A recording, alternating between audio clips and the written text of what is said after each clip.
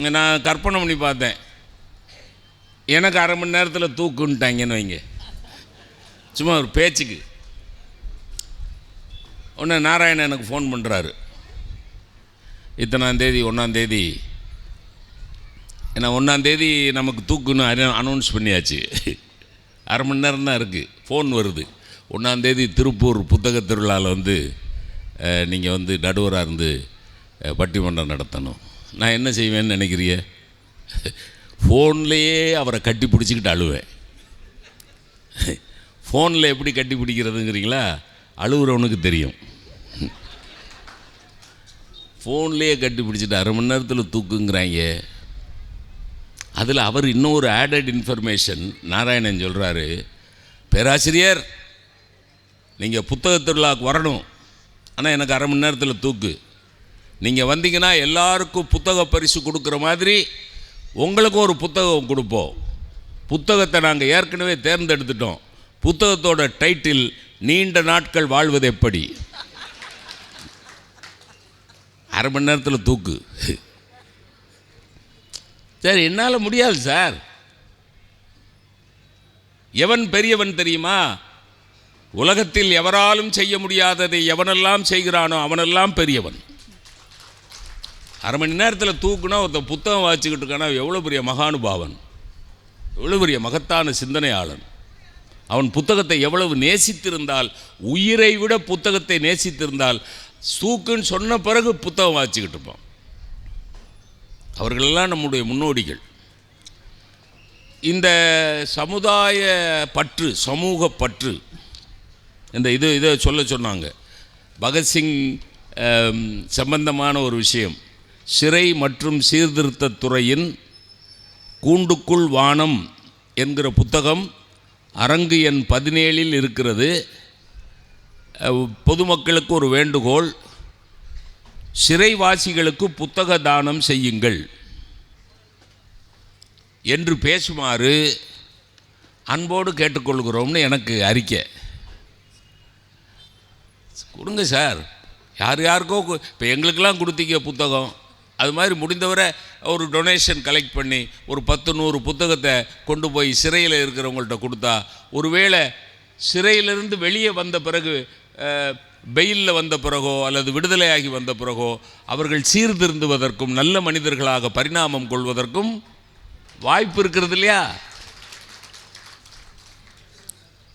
உங்களுக்கு ஒரு பணிவாக சொல்கிறேன், கைதாகி சிறையில் இருக்கிறவர்கள் எல்லாம் குற்றவாளிகள் இல்லை.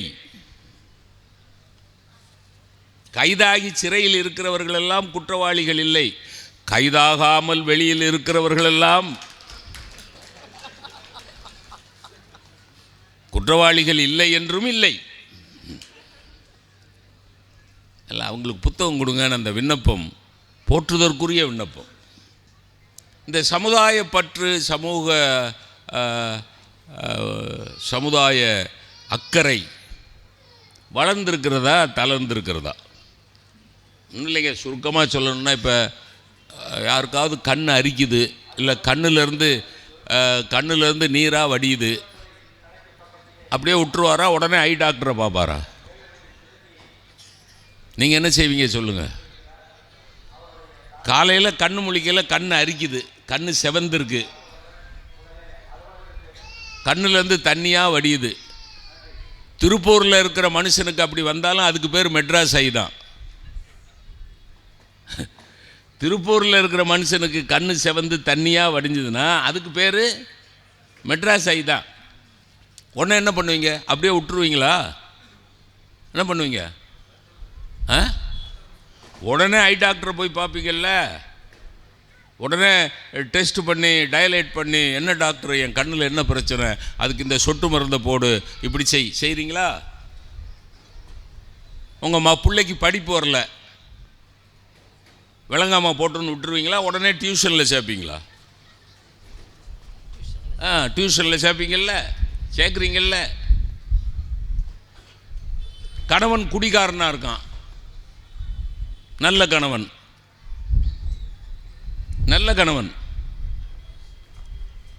சார். கெட்ட பழக்கம் உள்ளவனெல்லாம் கெட்டவன் அல்ல பெரியோர்களே. தயவு செய்து புரிந்து கொள்ளுங்கள். கெட்ட பழக்கம் உள்ளவனெல்லாம் கெட்டவன் அல்ல. ராமாயணத்தில் கும்பகர்ணன் கெட்ட பழக்கம் உள்ளவன், குடிப்பான், தூங்குவான். ஆனால் அவன் கெட்டவனா? அவனை 6 மாதம் தூக்கத்திலேருந்து விழிப்படைய வச்ச உடனே அவன் கேட்ட கேள்வி என்ன கேட்டான் தெரியுமா? சீதையினுடைய துயரம் இன்னும் தீரவில்லையான்னு கேட்குறான்னா அவன் எப்படி கெட்ட மனுஷனாக இருப்பான் சார்? ஒரு குடிகார பைய கண்ணு முழிச்ச உடனே அடுத்து எங்கே போய் குடிக்கலான்னு தானே சார் யோசிப்பான். கிக்கு இறங்கிருச்சு, அடுத்து எங்கே போய் லாட்ஜ் போடலாமா, குவார்ட்டர் போடலாமா, ஒரு பெக்காவது கிடைக்குமா, அப்படி தானே சார் அலைவான். ஆனால் கண்ணு முழிச்ச உடனே அவ்வளோ போதையில் இருந்துட்டு 6 மாதம் தூங்கிட்டு இருந்துட்டு கண்ணு முழிச்ச உடனே சீதையினுடைய துயரம் இன்னும் தீரவில்லையான்னு ஒருத்தன் கேட்குறான்னா அவன் கெட்ட பழக்கம் உள்ளவனே தவிர அவன் கெட்டவன் அல்ல. கெட்டவன் அல்ல. நல்ல பழக்கம் உள்ளவர்கள் எல்லாம் நல்லவர்களும் அல்ல. ஒருத்தன் வீட்டுக்கு போனீங்கன்னா செருப்பெல்லாம் அப்படி ஆர்டர்லேயே அடுக்கி வச்சிருக்கிறான். போனோம்னா வாங்க வணக்கம்னு சொல்லி வாசல்ல வந்து வரவேற்கிறான். அரசு அலுவலகத்தில் வேலை பார்க்குறான். எல்லாம் நல்ல பழக்கம் தானே. செருப்பையெல்லாம் ஒழுங்காக அடுக்கி வைக்கிறது, அந்தந்த பொருள் அந்தந்த இடத்துல இருக்கிறது, நேரத்துக்கு சாப்பிட்றது, நேரத்துக்கு தூங்குறது, எல்லாமே நல்ல பழக்கம் தானே. அவ்வளோ நல்ல பழக்கம் உள்ளவன் லஞ்சம் வாங்குறான்.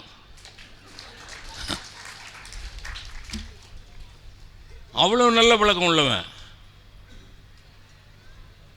அதில் கொடுமை என்னன்னா அவன் அலுவலகத்தில் அவன் ஆஃபீஸில் அவன் சேருக்கு பின்னாடி மகாத்மா காந்தி படம் வச்சிருக்கிறான்.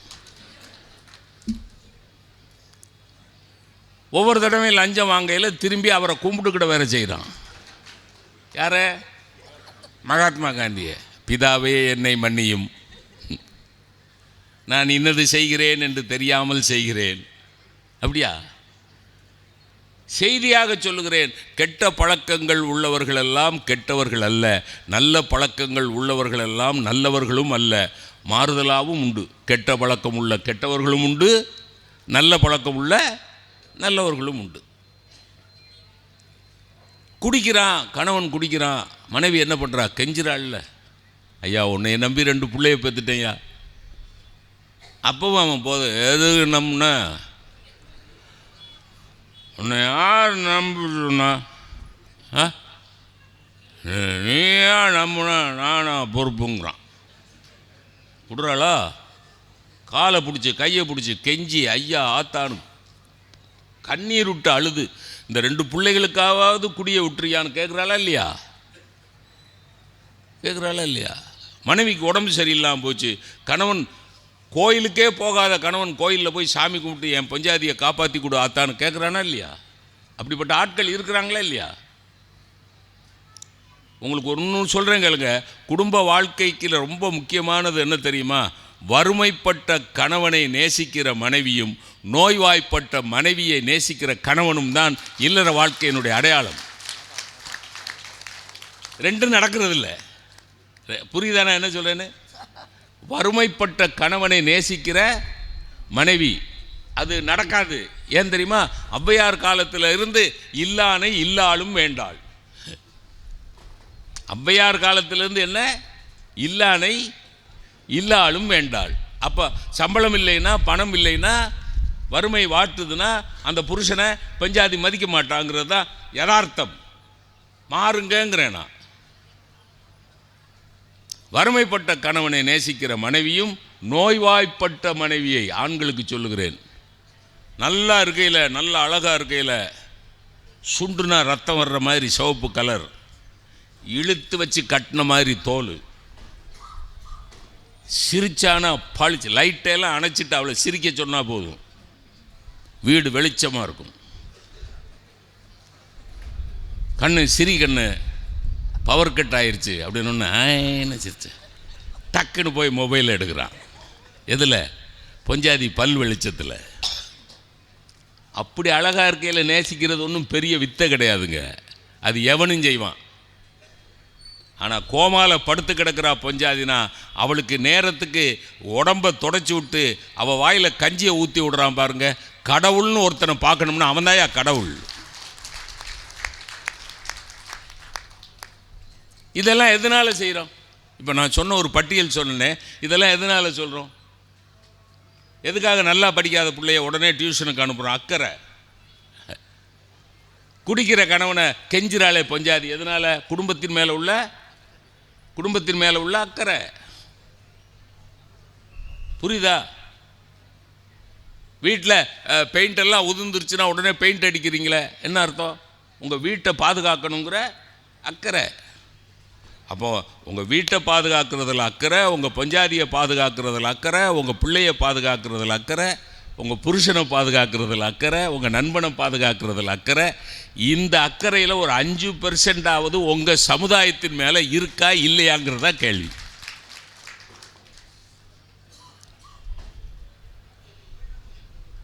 பற்றுக பற்றற்றான் பற்றினை அப்பற்றை பற்றுக பற்று விடற்கு அப்படின்னு ஒரு திருக்குறள் இருக்கு. அதோ பற்றையெல்லாம் விடணும்னா ஒரு பற்றை பற்றணும். பற்றுக பற்றற்றான் பற்றினை அப்பற்றை பற்றுக பற்று விடற்கு. நீங்கள் எங்கள் திருநெல்வேலி மாவட்டத்துக்கு வந்தீங்கன்னா, நான் 10 வீட்டில் 10 பாத்திரம் தேய்ச்சி தான்க்கா பொழைச்சிக்கிட்டு இருக்கேன்பா. 10 வீட்டில் 10 பாத்திரம், 10னா பற்று. நீங்கள் பெண்கள் இருக்கிற பெண்களுக்கு தெரியும். அதாவது வீட்டில் பாத்திரம்லாம் கழுவுற பழக்கம் இருந்தால் தெரியும். கணவனை மட்டும் கழுவி ஊற்றுற பழக்கம் இருந்தால் தெரியாது. புரியுதுங்களா? நீங்கள் ரொம்ப நாள் புழங்கின பாத்திரத்தில் உள்ளுக்குள்ளே படிஞ்சிருக்கும், பாசி மாதிரி படிஞ்சிருக்கும். அதுக்கு பேர் தான், அதுக்கு சொல்லுதான் பற்று. 10 பிடிச்சிருச்சும்பாங்க. அந்த 10 எடுக்கணும்னா என்ன தெரியுமா? ஒரு வைக்கோல் மாதிரியோ இல்லை சிரட்டை நார் மாதிரியோ வச்சு, தேங்காய் நார் மாதிரியோ வச்சு சாம்பலில் முக்கி தேய்ப்பாங்க. இங்கே பாருங்கள், தமிழை எப்படி விளையாண்டுருக்கான் பாருங்கள். புழங்கின பாத்திரத்தில் சேர்ந்துருக்கிற அழுக்குக்கு வார்த்தையும் பற்றுன்னு வச்சான்.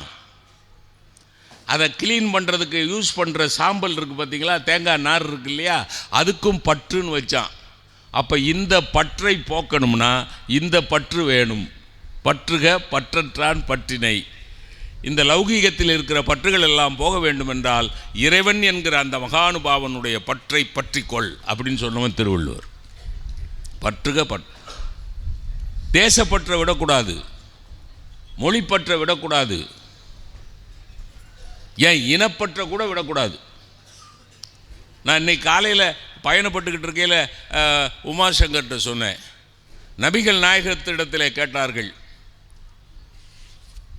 தன் இனத்தின் மேல் ஒருவன் அதிகபட்ச பிரியமாக இருந்தால், தன் இனத்துக்காக சர்வபரி தியாகமும் செய்வதற்கு ஒருவன் தயாராக இருந்தால் அவன் இனவெறியரா? யார்கிட்ட கேட்குறாங்க? நபிகள்கிட்ட கேட்குறாங்க. தன் இனத்தின் மேல் அதீதமான பற்று வைத்திருக்கிறவன் இனவெறியனா? நபிகள் பதில் சொன்னார், தன் இனத்தின் மேல் பற்று வைத்திருக்கிறவன் இனவெறியன் அல்ல, தன் இனத்தை சார்ந்தவன் செய்கிற அநியாயத்துக்கு துணை போகிறவன் தான் இனவெறியன். எவ்வளோ பெரிய சிந்தனை சார், எவ்வளோ பெரிய விஷயம் சார். தன் சாதிக்காரன், தன் கட்சிக்காரன், தன் மதத்துக்காரன் எந்த தப்பு பண்ணாலும் முட்டு கொடுத்து அதுக்கு பக்கபலமாக நிற்கிறான் பாருங்க, அவன்தான் வெறியன். அதுக்கு ஒரு உதாரணம் சொன்னார் நபிகள். ஒட்டகத்தின் வாலை பிடித்து கொண்டு நீர் நிரம்பி இருக்கிற கிணற்றுக்குள் விழுவதைப் போல அதுன்னார். எப்படி வளரணும்னு ஆசைப்படுற, ஏண்டா படிக்க மாட்டேங்கிற அப்படின்னு அப்பா அழுதாருன்னா என்ன அர்த்தம்? புள்ள நல்லா படிக்கணும்னு தானே ஆசைப்பட்டு சொல்கிறார். ஆசிரியர் நல்லா படிடான்னு அடிக்கிறார்னா என்ன அர்த்தம்? அவன் நல்லா படிக்கணும்னு தானே ஆசைப்படுறார். இப்போ நான்லாம் படிக்கையில் எங்கள் வாத்தியார் அடித்தார்னா 8 நாளைக்கு வலிக்குங்க அடி. அந்த புளிய விளாட்னு ஒன்று வச்சுருப்பார், அது சவுக்கு மாதிரி இருக்கும். அப்படி அது கூத்து என்ன தெரியுமோ? தமிழ் வாத்தியார் இவ்வளோ பெரிய மீசை வச்சுருப்பார், பெரிய மீசை வச்சுருப்பார், அப்படியே சுற்றுவார். அதுலேயே நம்ம கலங்கிடுவோம். அது அடிக்கவே வேண்டாம், அப்படி சுற்றிட்டா அப்படிம்பாரு. செத்தம் அடி, சாப்புன்னு அடி விழுந்துன்னு செத்தம். அதில் என்ன எதுக்கு அடிக்கிறான்னா, அன்புடையார் எல்லாம் உடையாருங்கிற திருக்குறள் எனக்கு தெரியல. எப்படி சொல்லு சொல்லு சொல்லு அன்புடையார் சொல்லு அன்புடையார். அட பாவி மக்கா, ஓன்டே அன்பு இல்லையடா. அன்புடையார் எல்லாம் உடையாருங்கிற திருக்குறள் அடித்தா சொல்லி கொடுக்குறது, அடித்தா தான் இந்த பயலுக்கு ஏறுது. அடித்தா தான் ஏறுதுன்னா வேற அர்த்தம். நீ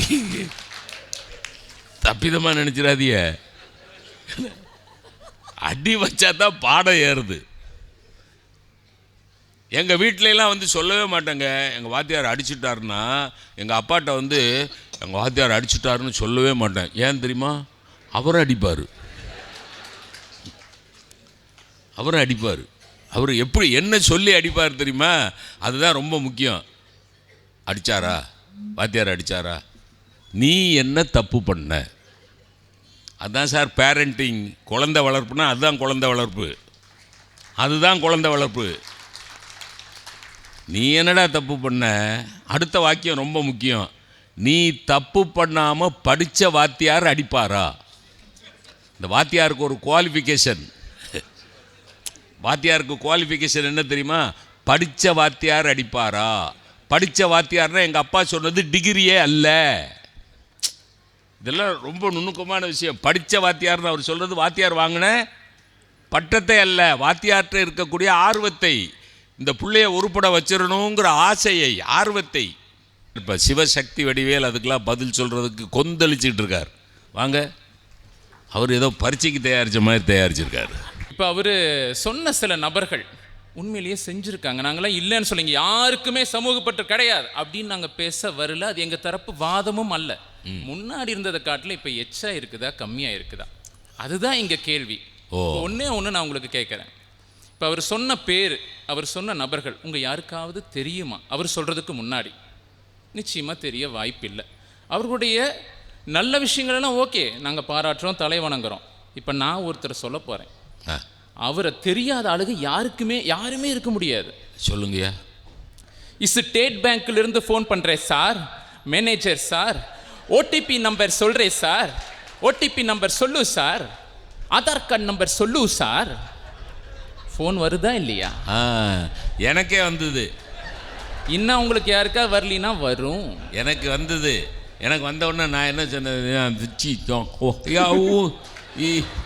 ஏலே உயும் ஈய அப்படின்னு அவன் வச்சுட்டான். அதோட அவன் போல வச்சுட்டு அதுக்கப்புறம் போலே தொடலை. இந்த ஒன்று போதும், உங்கள் எல்லாத்துக்கும் தெரியுது அது.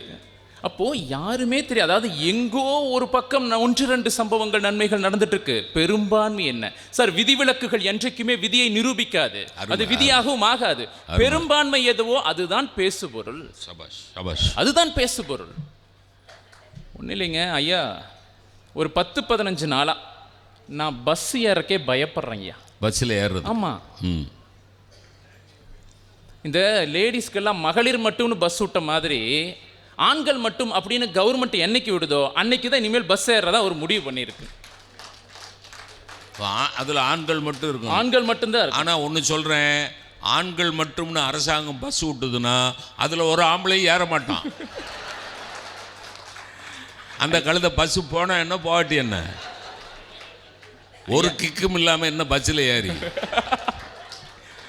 ஐயா, அந்த கிக்கு வந்தது தான் இங்கே பிரச்சனையே. அதுதான் தளருது. ஐயா, இன்றைக்கு நாடு முழுவதும் பேசுபொருளாக இருக்கக்கூடியது தீபக் என்கின்ற ஒரு நபரனுடைய தற்கொலை. அந்த மனுஷன் பாவம் சிவனே நின்றுட்டு இருக்கான் ஐயா. இந்த அம்மா பக்கத்தில் போய் வீடியோ எடுத்துக்கிட்டே இருக்குது. திடீர்னு அடுத்த நாள் சோஷியல் மீடியாவில் போட்டுருச்சு. அந்த வீடியோ கண்ணா பின்னான்னு ட்ரெண்டாக, ஏயா எப்படி அப்படி ட்ரெண்ட் ஆகுதுன்னு பார்த்தா, இவர் எனக்கு பாலியல் தொல்லை செஞ்சுட்டாரு அப்படின்னு அந்த அம்மா சொல்லியிருக்கிறாங்க. இது உண்மையே நடந்ததா இல்லையா தெரியாது. இதை பார்த்த உடனே அவன் வகை தெரியாமல் திட்டி தள்ளுறான், கமெண்ட்டை போட்டுக்கிட்டே இருக்கான். அது இந்த சோஷியல் மீடியாவில் மற்றவனை திட்டுறதுன்னு வைங்களேன், நமக்கு அடடா இவன் கண்ணா பின்னான்னு அந்த கமெண்ட்டை போட அதை பார்த்த அந்த மனிதன் தீபக் மன உளைச்சலுக்குள்ளாகி தற்கொலை செய்து கொண்டான். தற்கொலை செய்து கொண்டான். இன்னைக்கு அந்த அம்மா தூக்கி போலீஸ் அரெஸ்ட் பண்ணி இன்னைக்கு விசாரணை பண்ணிட்டு இருக்காங்க. என்ன சொல்றாங்கன்னா, இவன் தப்பு செய்ததுக்கான முகாந்திரம் ஒன்றும் இல்லை, இந்த அம்மா சோஷியல் மீடியாவில் ட்ரெண்ட் ஆகிறதுக்காக இதை செய்திருக்க கூடும் அப்படின்னு சொல்றாங்க. ஏமா நீங்க ட்ரெண்ட் ஆகிறதுக்கு இன்னொரு மனுஷனோட உசுராமா கிடைச்சது? அதானே. தன்னுடைய தேவைகளை ஆசைகளை பூர்த்தி செய்ய என்ன வேணாலும் செய்யலாம் அப்படிங்கிற ஆட்டிடியூட் இன்னைக்கு அதிகமாக இருக்கு சார். பெரும்பான்மை அதுதான். இன்னைக்கு சோஷியல் மீடியாவில் என்னென்ன விஷயங்கள், என்னென்ன குப்பை வருது யோசிச்சு பாருங்க சார். இன்னைக்கு செய்தித்தாளை திருப்பினா படிக்க முடியுதா? பெரும்பான்மையான செய்திகள் எதை மையமாக வச்சு வருது? ஒழுக்கக்கேடுகள், சமூக அத்துமீறல்கள், எத்தனை எத்தனை எத்தனை. இவை எல்லாமே எந்த ஒரு மையப்புள்ளியில் வந்து நிற்குது தெரியுங்களா? சமூக அக்கறையின்மை அப்படிங்கிற மையப்புள்ளியில் வந்து நிற்குது. ஒவ்வொரு தவறுக்கு பின்னாடி அது இருக்கு. ஒன்றும் இல்லைங்க. இன்னைக்கு ஒரே ஒரு கேள்வி, யதார்த்தமாக உண்மையாக பதில் சொல்லுங்க. குடிக்கிற தண்ணி, சுவாசிக்கிற காற்று, சாப்பிட்ற சாப்பாடு, விளையிற காய்கறி, வாழ்கிற பூமி இன்னைக்கு நல்லா இருக்கா? நாசமாயிருச்சே சார், நஞ்சாயிருச்சே சார், விஷமா மாத்திட்டமே சார். யாராவது ஒருவர் இதை மறுக்க முடியுமா? அப்ப என்ன அர்த்தம்? சமூக பற்று இருக்கக்கூடிய ஆளுங்க அதிகமாயிட்டே இருந்திருந்தா இந்த அவலம் நிகழுமா? எச்சில் துப்பாதீங்கன்னு போர்டு வைக்கிறான், அது மேலேயே தான் துப்புவான். குப்பை போடாதீங்கன்னா ஊர்ல இருக்கிற எல்லா குப்பை கரெக்டா அதே இடத்துல தான். அதே வடிவேல், அது தப்பு அவன் துப்புனவன் மேல இல்லை, போர்டு வச்சவன் மேலே தான். போர்டு வச்சவன் என்ன எழுதியிருப்பான் தெரியுமா? இங்கே துப்பவும்னு போட்டிருப்பான். அவன் கரெக்டாக போர்டில் துப்புவான். ஏன்னு கேட்டால் இங்கே தானே துப்ப சொல்லு. அவன் என்ன எழுதணும்னா, கீழே ஒரு தொட்டி இருக்கிறது, தயவு செய்து குனிந்து தொட்டியில் துப்பவும் அப்படின்னு எழுதுனா ஒரு வேளை துப்பலாம். இதை தான் திருவள்ளுவர் துப்பார்க்கு துப்பாய துப்பாக்கின்னு சொல்லியிருக்கிறார். இந்த குறளுக்கு இப்படி ஒரு விளக்கம் யார் சொல்லியும் நான் கேட்டதில்லை சார். நோ பார்க்கிங்னு போர்டு வச்சா அந்த போர்டை இடிச்சிட்டு தான் வண்டியவே நிறுத்துறான். புகை பிடிக்காதுன்னு அந்த ஏரியாவையே புகை மண்டலமாக மாற்றிடுறான் சார். சிக்னலில் என்னென்ன எல்லாம் அத்துமீறல் நடக்குது சார். அந்த வெள்ளைக்கோட்டை கரெக்டாக அந்த வெள்ளைக்கோட்டில் நின்றுக்குமா சார்? அது 10, 9, 8, 7ன்னு வர வர வர அந்த 5 செகண்ட் வரும்போது வண்டி பறந்துடுது. அந்த 5 செகண்ட்ல இவன் நேராக போய் ட்ரம்ப் கிட்ட, ஏயா எங்களுக்கு 50% வரி விதிச்ச அப்படின்னு கேட்கவா போறான்? ஒன்றும் இல்லையே. கேட்டுட்டாலும் ட்ரம்ப் குறைச்சிருவாரு சார். இங்கு நிகழக்கூடிய சின்ன சின்ன ஒவ்வொரு விதிமீறலுக்கு பின்னணியும் சமூக பற்றின்மை என்கின்ற கூடிய ஒரு முக்கியமான காரியம் இருக்கிறது. அதனால தான் எங்க தரப்பு நாங்கள் என்ன சொல்றோம்னா, இன்றைய சொல்ல சமூக பற்று தளருதுன்னு சொல்றோம் சார். யாதும் ஊரே யாவரும் கேளீர்னு சொன்ன மண்ணு சார் இந்த ஊரு. உலகத்தையே உறவா பாருன்னு சொல்லி கொடுத்தோமா இல்லையா? உலகத்தையே உறவாக பார்க்க சொல்லி கொடுத்த மரபு நம்ம மரபு இன்னைக்கு எப்படி இருக்குது? இன்னைக்கு எப்படி இருக்கு? நெருங்கிய உறவுகளுக்குள்ள நமக்கு எப்படிப்பட்ட நெருக்கம் இருக்கு நீங்களா சொல்லுங்க. யதார்த்தத்தை பேசுவோம் சார். கூட்டு குடும்பம் அப்படிங்கிற ஒரு பொக்கிஷத்தை வச்சிருந்தோம், தொலைச்சிட்டோமே சார், தொலைச்சிட்டோமே. என்னை தாண்டி நான் எதையுமே யோசிக்க தயாராக இல்லை. தனி குடும்பம்னு வந்துச்சு. என் பெண்டு, என் பிள்ளை, என் வீடு, என் சோறு, சம்பாத்தியம், இவை உண்டு தான் உண்டுன்னு ஒரு காலத்தில் சொன்னால் அதுவே சுயநலம்னு சொல்லிட்டு இருந்தோம். இன்னைக்கு தனி குடும்பம் உடைஞ்சு போச்சு சார். அதுவும் உடைஞ்சு போய் இன்னைக்கு தனித்தனி மனிதர்களாக மாறிக்கொண்டு இருக்கிறோமே. சமூகம் அப்படிங்கிற ஒரு கட்டமைப்பினுடைய ஆகச்சிறந்த அடிப்படையை குடும்பம் தான். அந்த குடும்பம்ங்கிற கான்செப்டே இன்னைக்கு செதஞ்சிட்டு இருக்குது. நீங்க என்னன்னா சமூக பற்று வளருது வளருது வளர்ந்து வானத்தை முட்டி வானத்தை இடிச்சிருச்சுன்னு பேச வந்திருக்கிறீங்க. அப்பாவோட இறுதிச்சடங்கு ஆன்லைனில் பார்த்துட்டு இருக்கான் சார் பையன். ஏண்டாப்பா நீ வரலையாடா? உங்கள் அப்பா இறந்துட்டாரேடா? இல்லை இப்போ தான் ஜாயின் பண்ணியிருக்கேன், ப்ரொபிஷனரி பீரியட், லீவு கிடைக்காது, ரொம்ப தூரத்தில் இருக்கிறேன் அப்படின்னு பெரிய லிஸ்ட்டு போட்டே இருக்கான். லாஸ் ஆஃப் பே ஆயிரும், எத்தனை எத்தனை எத்தனை எத்தனை காரணங்கள் அடிக்கிட்டு இருக்கான் சார். லாஸ் ஆஃப் பேரண்ட்ஸை விட லாஸ் ஆஃப் பே பெருசாக இருக்கக்கூடிய சமூகத்தில் தான் நாம் இன்று வாழ்ந்து கொண்டு இருக்கிறோம் என்பதை மறக்கக்கூடாது. இன்னைக்கு தொழில்நுட்ப வளர்ச்சி அப்படிங்கிறது மனித உறவுகளுடைய மிகப்பெரிய வீழ்ச்சியாக மாறி இருக்குதுங்க. கூகுள் மேப்புன்னு ஒன்று வந்திருக்குது, ஆகச்சிறந்த கண்டுபிடிப்பு, மாற்றுக்கருத்தே கிடையாது. நீங்கள் உலகத்தின் எந்த மூலைக்கு வேணால் அதை வச்சுட்டு போயிடலாம், சந்தோஷம் மகிழ்ச்சி. ஆனால் உன்னை மறந்துடக்கூடாதுங்க. இதெல்லாம் வர்றதுக்கு முன்னாடி ஏதாவது வழி தெரியலனா போகிற வழியில் இருக்கிற ஒவ்வொரு மனுஷங்கிட்டையும் பேசிட்டாங்க, என்ன இங்கே என்ன எப்படி போகணும், அங்கே இருக்கக்கூடிய டீ கடைக்காரர்கிட்ட, அங்கே இருக்கக்கூடிய இளநீ கடைக்கார அக்கா கிட்ட, வழியில் பல மனிதர்களை சந்தித்து மனுஷனோட மனுஷனாக இருந்தோம் சார். இப்போ இப்படியே பார்த்துட்டு போய் இப்படியே போயிடறானே சார். சக மனிதனை மனிதனிலிருந்து ஒவ்வொன்றா பிரித்து போகிறதான் தொழில்நுட்பத்தினுடைய வளர்ச்சியாக இருக்குன்னா அந்த தொழில்நுட்ப வளர்ச்சி எங்களுக்கு தேவையே இல்லை. தொழில்நுட்ப வளர்ச்சி என்பது மனித உறவுகளுடைய வீழ்ச்சியாகத்தான் இருக்கு. ஐயா, ஒரு காலத்தில் வியாபாரத்தில் தர்மம் இருந்துச்சு, வியாபாரத்தில் தர்மம் இருந்துச்சு. இன்னைக்கு இருமல் மருந்து, பச்சை பிள்ளைங்க இருமல் மருந்து வாங்கி குடிச்சதில் 22 பிள்ளைங்க செத்து போச்சு. எங்கே சார் உங்களுடைய சமூகப்பட்டு இருக்கு? சமூக அலட்சியத்தினுடைய ஒட்டுமொத்த உருவம் அல்லவா அதெல்லாம்? பச்சை பிள்ளைங்க சாப்பிட்ற ஒவ்வொரு விஷயத்துலையும் எத்தனை எத்தனை எத்தனை எத்தனை ரசாயனங்களை கொட்டிட்டு இருக்கிறாங்க. இது மோசம் மோசம், பிள்ளைகளுக்கு கெடுதல் கெடுதல்னு என்னத்தை கற்றுனாலும் லாபம் ஒன்றே குறிக்கோள்னு இருக்கிறதுக்கு பேர் சமூகப்பட்டுன்னு நீங்கள் சொன்னால் யார் ஏற்றுக்க முடியும்? ஒரு காலத்தில் வியாபாரத்தில் தர்மம் இருந்தது, இன்றைக்கு தர்மத்தையே வியாபாரமாக பண்ணி கொண்டிருக்கிறார்கள். எப்படி தெரியுங்களா? 10 இட்லி பொட்டலத்தை கட்டிக்கிறான் சார், 10 இட்லி பொட்டலத்தை கட்டிக்கிறான், 2 கேமராமேனை பிடிச்சிக்கிறான். ஊரில் இருக்கக்கூடிய ஏழை எளிய மனிதர்களை தேடி தேடி தேடி தேடி போய் கரெக்டாக கண்டுபிடிச்சிட்றான். அங்கே போயிடுறான். போய் அவங்களுக்கு கொடுக்குற மாதிரி ஊட்டுற மாதிரி இப்படி நின்று அப்படி நின்று வீடியோ எடுத்து ஃபோட்டோ எடுத்து இவன் கொடுத்த 10 ரூபாய் இட்லியை 10 லட்சம் வியூவா எப்படி மாத்துறது அப்படின்னு ஒரு வியாபார நோக்கத்தோடு அணுகிறான். பாருங்களேன் சார், சக மனிதனுடைய வலிய பசிய உங்களுடைய யூடியூப் சேனலுக்கான கண்டென்ட்டாக மாத்துறது எச்சாயிட்டு இருக்கு சார். சோஷியல் மீடியாவில் ட்ரெண்ட் ஆகணுங்கிற அப்படிங்கிறதுக்காக பண்ணக்கூடிய இதுக்கு பேரெல்லாம் சமூக அக்கறை கிடையாது சார். இது இந்த க்ரூக்கட் மைண்டுக்கு பேர் சமூக அக்கறையை. சமூக அக்கறையை ஒரு காஸ்ட்லியான கமாடிட்டியாக பார்க்கக்கூடிய வியாபார புத்தி. இது சமூக அக்கறை கிடையாது. அது உண்மையாக வரணும் சார், அது யதார்த்தமாக வரணும். ஒன்றே ஒன்று சொல்லி நிறைவு செய்கிறேன். அமெரிக்காவில் ஒரு நீதிமன்ற தீர்ப்பு ஒன்று சொல்கிறாங்க. ஒரு 15 வயசு பையன் ரொட்டியை திருடிட்டான். அவன் நீதிபதி முன்னாடி நின்றுட்டு இருக்கிறான். நீதிபதி கேட்குறாரு, ஏப்பா திருடினேன்? எனக்கு தேவைப்பட்டுச்சு திருடினேன். நீ காசு கொடுத்தல வாங்கியிருக்கணும், காசு என்கிட்ட இல்லை. உங்கள் பேரண்ட்ஸ்கிட்ட கேட்டிருக்க வேண்டியதானே? அப்பா இல்லை, அம்மாவுக்கு உடம்பு சரியில்லை, வீட்டில் எந்த விதமான வருமானமும் இல்லை. சரி, நீ 15 வயசாயிருச்சு இல்லையா, வருமானத்திற்கான ஏதாவது ஒரு வழி நீ தேடி இருக்கலாமே.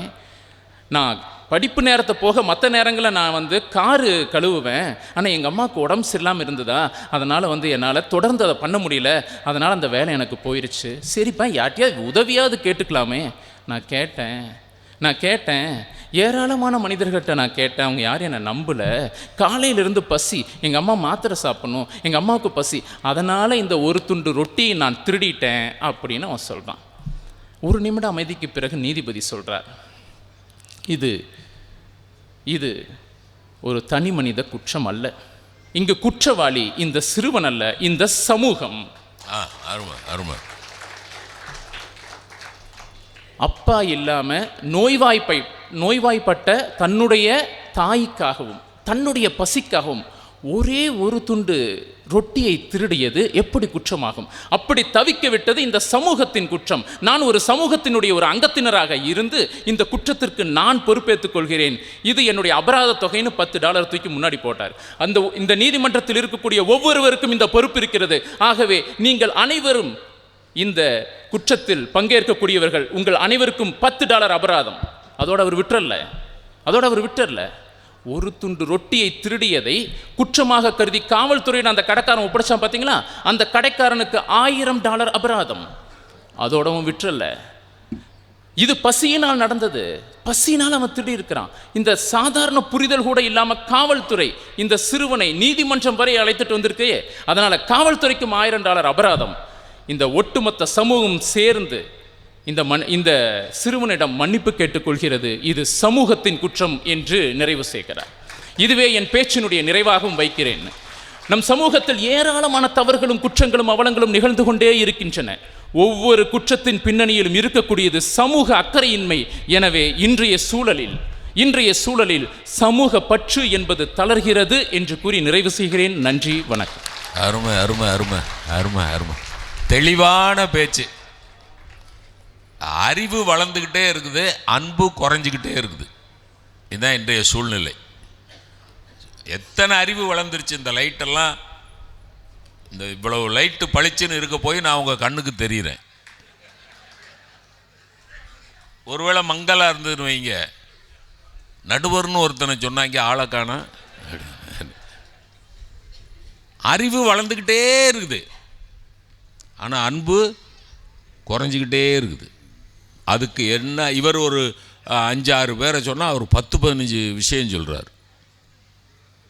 ஒரு பொண்ணை 4 ரவுடி பயலுக போய் வன்முறை செய்ய போகிறாங்கன்னா அந்த பொண்ணு டக்குன்னு செல்ஃபோனை எடுத்து ஒரு டிவி சேனலுக்கு, அதுதான் கையில் கிடச்சிது அந்த நம்பர், அந்த டிவி சேனலுக்கு ஃபோன் பண்ணி நான் ஆபத்தில் இருக்கேன், நீங்கள் ஏதாவது ஒரு போலீஸ் ஸ்டேஷனில் சொல்லி கூட்டிகிட்டு வாங்க அப்படின்னு அவள் கதறா. இவன் கேமராவை தூக்கிக்கிட்டு அந்த பாலியல் வன்முறை நடக்கிற இடத்துக்கு ஓடுறான். எதுக்கு? உலகத் தொலைக்காட்சிகளில் முதல் முறையாக எங்கள் சேனலில் தான் இந்த காட்சியை இது காட்சிப்படுத்த வேண்டிய விஷயமா இது? புரியுதுங்களா? அப்போ டிஆர்பி ரேட்டிங்காக என்ன வேணாலும் செய்யலாங்கிற டெலிவிஷன்ஸ் வந்த பிறகு, சோஷியல் மீடியா வந்த பிறகு சமூக பற்றி எப்படி சார் வளரும்? பிரமாதமாக கேட்டிருக்காரு. Google map. உங்கள் அப்பா டிமென்ஷியாவில் நோய்க்கு மறதி நோயினால் பாதிக்கப்பட்டுட்டு திருப்பூரில் ஒரு அப்பா தகப்பனார், 80 வயசு தகப்பனார், டிமென்ஷியா, அல்சைமர், மறதி நோயினால் பாதிக்கப்பட்டுட்டு வீடு தெரியாமல் ஏதோ ஒரு பஸ்ஸில் ஏறி எங்கேயோ போயிட்டார். எங்கே கண்டுபிடி? கூகுள் மேப்பை வச்சு. கூகுள் அப்பா போன இடத்த சொல்லு, போடா லூசு அப்படிங்காது. சார் அப்பா போன இடத்த சொல்ல வேணாம் சார், நீங்கள் ஒரு இடத்துக்கு போகணும்னா டேர்ன் ரைட், இன் 400 meters டேர்ன் லெஃப்ட், அது சொல்கிறபடியெல்லாம் போனோம்னா ஆலமரத்து உச்சியில் போய் நிற்கிது. கார் எப்படி அங்கே யாரும் என்ன கிடையாது. மனுஷனை நம்பாமல் சார், இதயங்களை நம்பாமல் எந்திரங்களை நம்பக்கூடிய ஒரு காலகட்டத்தில் எப்படி சார் சமூக பற்று வளர்ந்ததுன்னு சொல்ல முடியும்னு அவரோட கேள்வி. பிரமாதமாக பேசுகிறார். ஜாயிண்ட் ஃபேமிலி சிஸ்டம்லாம் போச்சு சார். இங்கே ஒன்று சொல்கிறேன் சிவா, கடவுள்னு ஒருத்தர் இருக்கார். எல்லா பயலுமா சேர்ந்து ஜாயிண்ட் ஃபேமிலி சிஸ்டத்தை உழைச்சையில் எல்லா பயலுக்கும் ஜாயிண்ட் பெயின்.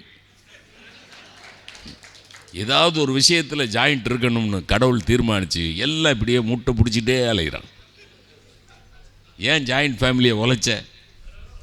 அக்ஷயா பதறி போய் வாமா பார்ப்போம் என்னது, இதை கடவுள் விட்ட வழி, நம்ம கையில் என்ன இருக்குது, வளர்ந்துருக்குன்னு பேசுகிறதுன்னு ஒத்துக்கிட்ட, என்ன பண்ணுறது? அக்ஷயா லோகேஷ்குமார் வளர்ந்துருக்கிறது, அது பேசுகிறதுக்கு ஒரு தைரியம் வேணும் தெரியுமா? இது சும்மா அரங்கின்றி வெட்டாடலாம், வளர்ந்துருக்குன்னு பேசுகிறதுக்கு தான் தைரியம் வேணும். நாங்கள் தமிழ் மாணவர்கள், தமிழ்நாட்டின் உயிர் ஆனவர்கள். தமிழினம் அமைதி கொண்டிருந்தால் ஏடுகள் தூக்கி படிப்போம்.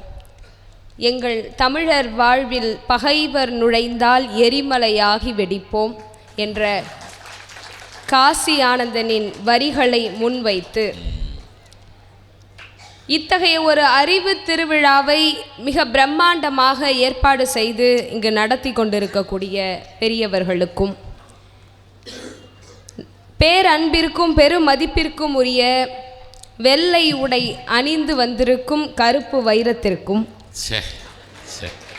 மேடையில் வீற்றிருக்கிற பெருமதிப்பிற்குரிய பேச்சாளர் பெருமக்களுக்கும் பெருந்திரளாக இங்கு வந்து அமர்ந்திருக்கிற அறிவு நிறை அன்பு சொந்தங்களுக்கும் என்னுடைய பணிவன்பான வணக்கங்கள்.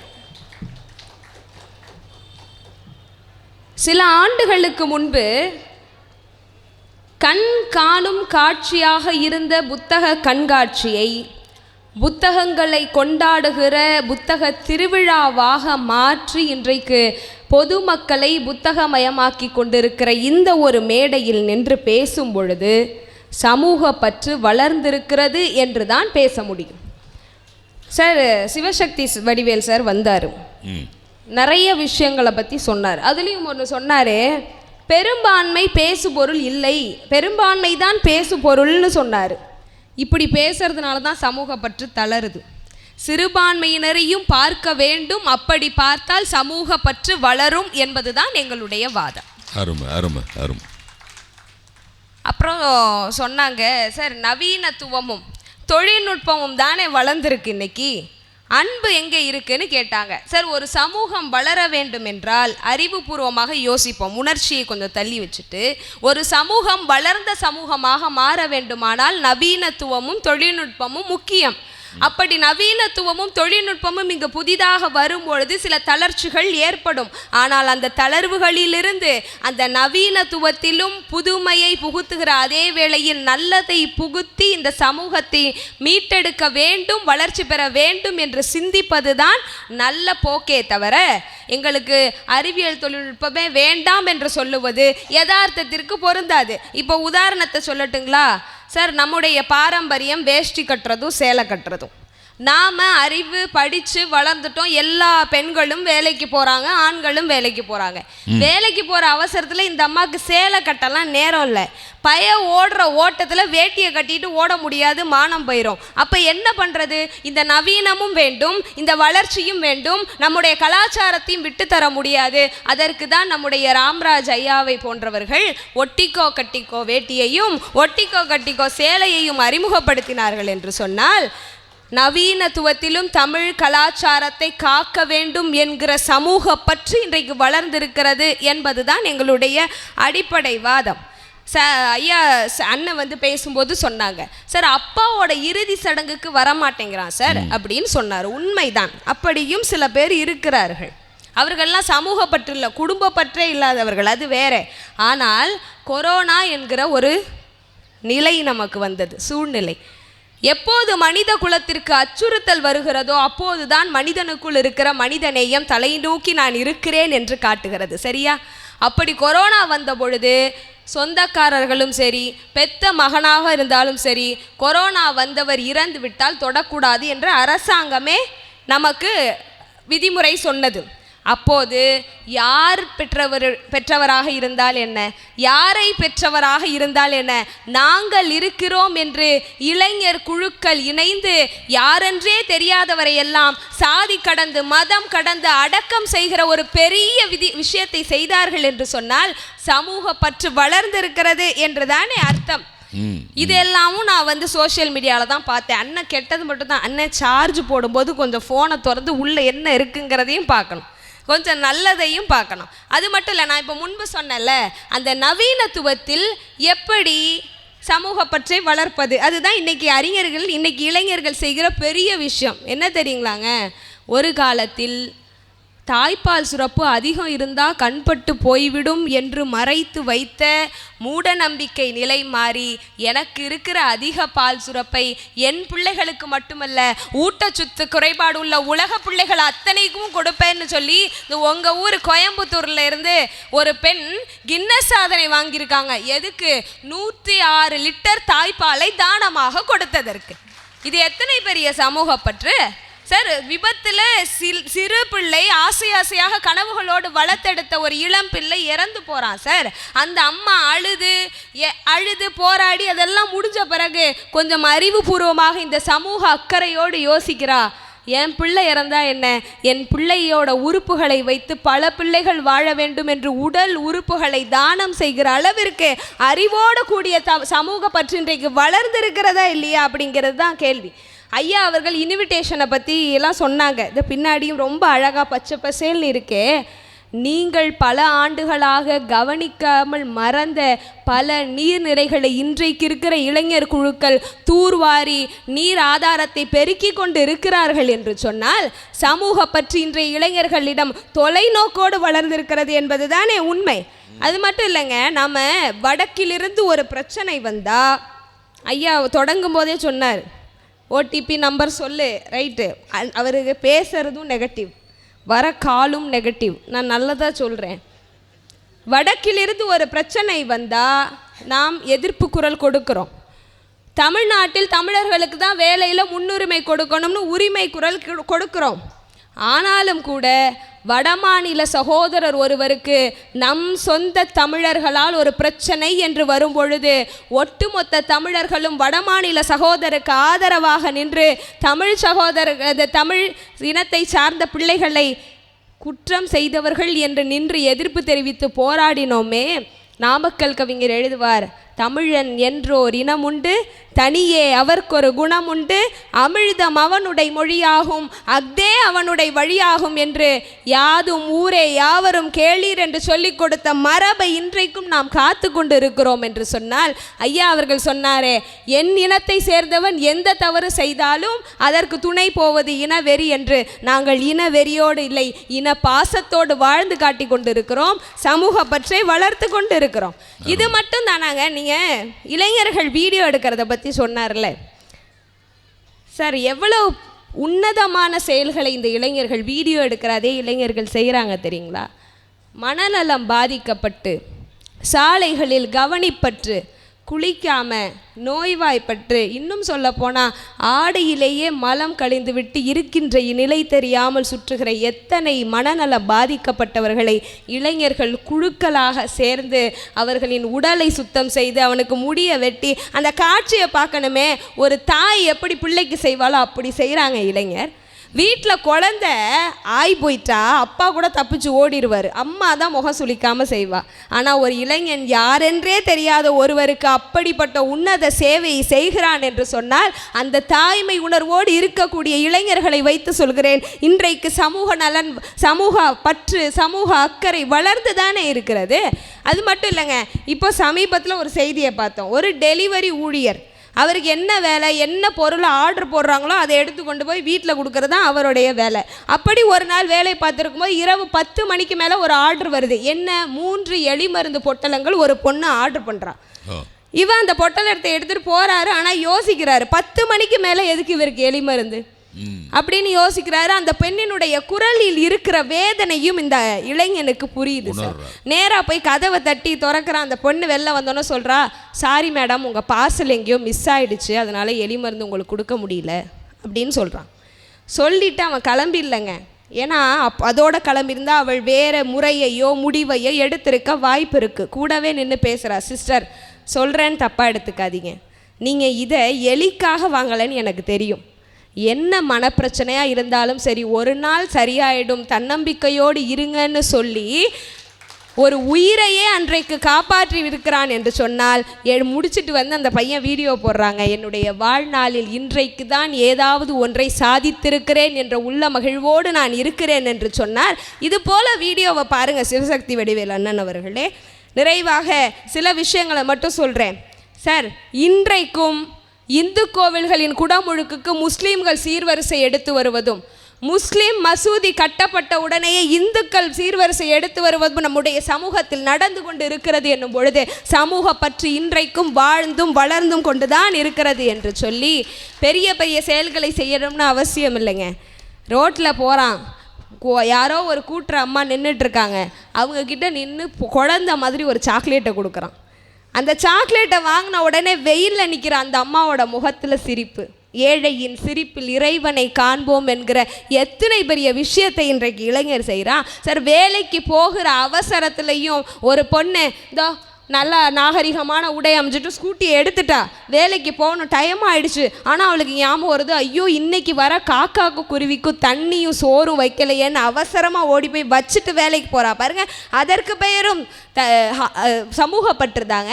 ஹால் டிக்கெட்டை மறந்துட்டு எக்ஸாம் எழுத வந்த ஒரு பொண்ணுக்கு ஒரு காவல் அதிகாரி ஓடி போய் ஹால் டிக்கெட் எடுத்துகிட்டு வந்து கொடுத்து, நீ தேர்வு எழுதுமான்னு சொல்லி அவள் பாஸ் ஆகி நாளைக்கு அவளுடைய வாழ்க்கையும் சமூகமும் முன்னேறுகிறது என்று சொன்னால் அதற்கு பெயரும் சமூகப்பற்று தான் என்று சொல்லி, இன்றைய சூழ்நிலையில் சமூக பற்று வளர்கிறது தான் என்று சொல்லி வாய்ப்பளித்தவர்களுக்கும் வாய்மொழி கேட்டவர்களுக்கும் நன்றி கூறி விடைபெறுகிறேன். நன்றி, வணக்கம். சபாஸ்.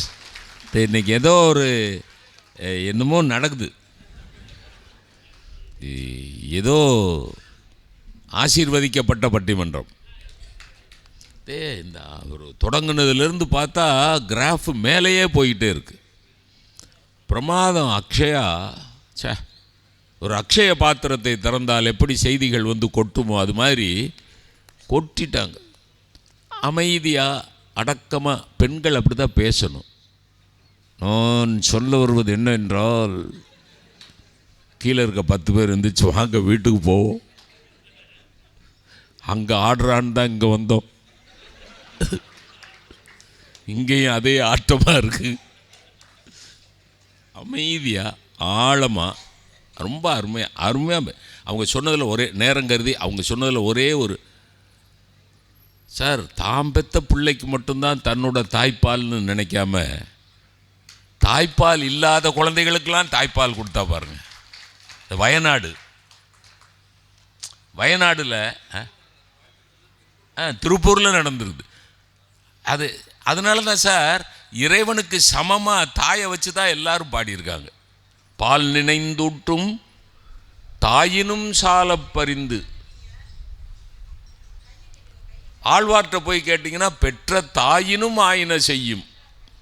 பார்த்துருங்களா? குலம் தரும் செல்வம் தந்திடும் அடியார் படுதுயர் ஆயின எல்லாம் நிலம் தரம் செய்யும் நீள் விசும் அருளும் பெற்ற தாயினும் ஆயின செய்யும். கடவுளுக்கு சமம் சார் தாய், கடவுளுக்கு சமம் தாய். ஆனால் தன் குழந்தைக்கு மட்டும் இல்லை என்னோட தாய்ப்பால், பாதிக்கப்பட்ட குழந்தைகளுக்கெல்லாம் என்னோட தாய்ப்பால் உதவ வேணும்னு ஒருத்தர் நினைச்சானா அவ கடவுளுக்கும் மேலே. நான் பிரமாதமாக பேசிக்கிறேன். சூப்பர். இந்த பதிவை குறித்து உங்களுடைய கருத்துக்கள் வரவேற்கப்படுகின்றன. மறவாது ஐதருமபுரி சேனலை சப்ஸ்கிரைப் செய்து பாருங்கள். இந்த நாள் இனிய நாளாக அமைய வாழ்த்துகின்றோம்.